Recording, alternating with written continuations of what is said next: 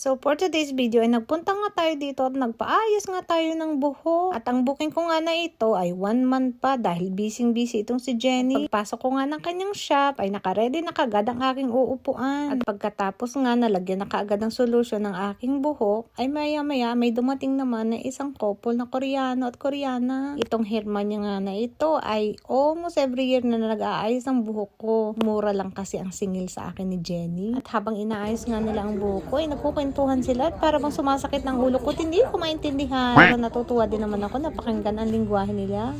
Maya nga, may dumating na naman na isa pa. At yung assistant nga ni Jenny ay magaling din talagang gumupit ng buhok. Mag-aama nga na Koreano ang pumasok kanina pagkatapos ko. At habang ako'y naghihintay, ay kukuya-kuya ko na ako dito sa ilalim ng table na nasa harapan ko. May baon na din nga guys ako dito na kape at saka sandwich dahil alam ko aabutin na naman ako ng siyam-siyam. Mabuti na nga lang at niwash ko na ang hair ko sa bahay para pagdating ko dito ay lalagyan na kaagad ni Jenny ng solution. Ginalingan nga niya talaga ang pagbibigay sa akin ng service, kaya naman talagang deserve lang niya ng tip. At sa araw na ito guys ay dalawang assistant ni Jenny, yung isa ay taga-blower at yung isa naman ay taga-straight. Habang dinadry nga niya yung ang hair ko ay parang inaantok na talaga ako sa oras na ito ay 11 o'clock pa lamang ng umaga. Siningit ko nga lang talaga ang appointment ko na ito dahil talagang ang hirap naman talaga na mag-booking sa kanya. So ito nga at na-dry na dahil yung unang solution ay nai-apply na sa akin. So after nito, ilalagyan naman niya ulit ng pangalawang solution. Sa mga nagbabalak na magpa-straight ng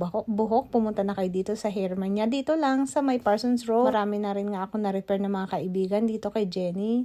Bukod sa mura na, ay okay naman siyang gumawa sa buhok ko. Maya nga ako nagka-capture ng video dahil alam ko ibablog ko na naman ito. Pero yung assistant niya, tinanong niya bakit daw ako video ng video. Kung ako daw ba ay diskumpiyado sa kanyang ginagawa. Pero nagtawanan na lang kami dahil sabi ko sa kanya, ako nga pala ay isang vlogger. In-advise na lang niya ako kung anong dapat kong gawin sa aking buhok. Dahil syempre, naman, umiidad na din tayo. Maayos din naman talaga ang pagkakagawa nga nila at saka makintab na yung resulta ng aking buhok. Sa bandang ito, parang bigla na lang ako natatakot dahil usong na talaga yung aking buhok. Sabi ko, sana wag naman niya sunugin yung aking buhok dahil yan na lang talaga natitira kong buhok. At sa punto na ito ay talagang malapit na itong matapos. Inabot din nga ako ng halos 3 oras dito sa paglalagay niya ng solution sa aking buhok. At effective nga, July 1 ay magtataas na si Jenny ng presyo. Pero dahil suki nga ako, hindi niya ako tinaas ngayong araw na ito. Kapag Sunday and Monday, sarado nga pala ang hairman niya. Kaya tatawag muna kayo bago magpunta. Siyempre, tayong mga babae, kapag darating na ang summer, gusto naman natin medyo may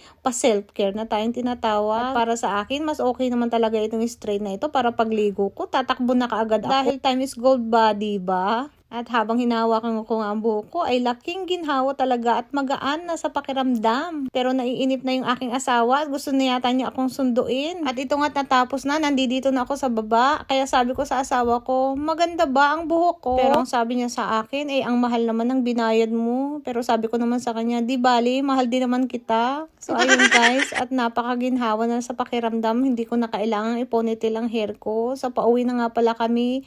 At ito, nandito na ako sa bahay, kaya naman sinipat ko muna ng konti sa salamin para ipakita sa inyo na okay yung gawa ni Jenny.